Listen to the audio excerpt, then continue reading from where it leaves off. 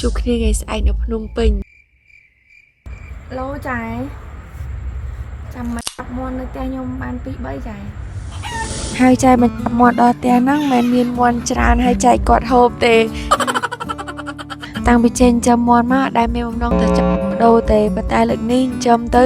រៀងច្រើនគួរសមដែរហើយទៅរំទៅដល់ខែបុណ្យទានដែលបងប្អូនត្រូវមករៀងនៅយូរទៀតណាមួយខ្ញុំត្រូវទៅពិនិត្យសុខភាពនៅភ្នំពេញអញ្ចឹងលក់ខ្លានដើម្បីយកសុហ៊ុយធ្វើដំណើរនៅស្រុកស្រែអញ្ចឹងឯងពេលខ្វះខាតអីបានមាន់បានទាជួយរំដោះមកពេល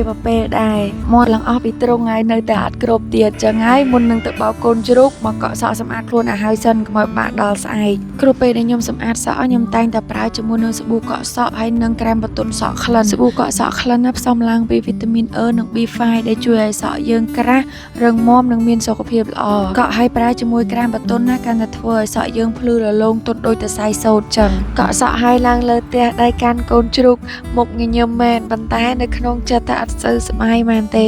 មានអារម្មណ៍ថាស្ដាយ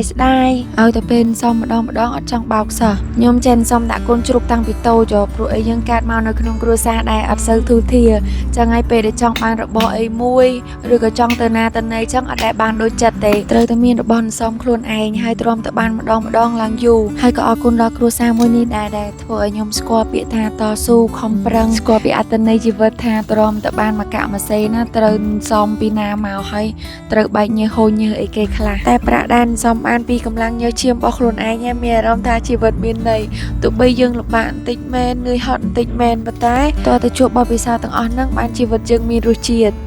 លុយបុកលើកហ្នឹងមិនយកទៅចាយឬក៏ទិញសម្ភារៈអីទេគឺយកទៅមើលជំងឺអញ្ចឹងបងប្អូនកុំឲ្យដូចខ្ញុំកុំធ្វើការរហូតដល់រាងកាយខ្លួនឯងទ្រាំទ្រលែងបានហើយយកអ្វីដែលខំសពបានហ្នឹងទៅមើលជំងឺពេលដែលរកបានកុំភ្លេចទិញរបស់ល្អម្ហូបឆ្ងាញ់ហើយធ្វើឲ្យខ្លួនឯងសប្បាយចិត្តកុំយកលុយហ្នឹងទៅដាក់នៅក្នុងទីពេទ្យព្រោះអត់ចំណេញទេតែខ្ញុំបានតែប្រាប់បងប្អូននឹងឯងសម្រាប់ខ្លួនឯងវិញបើខ្ញុំមិនខំប្រឹងទេក៏ពិបាកដែរខ្ញុំនៅមានចំនួនមុនដែលត្រូវមើលថែហើយនៅមានចំនួនក្រោយដែលត្រូវទទួលខុសត្រូវទៀតចឹងហើយ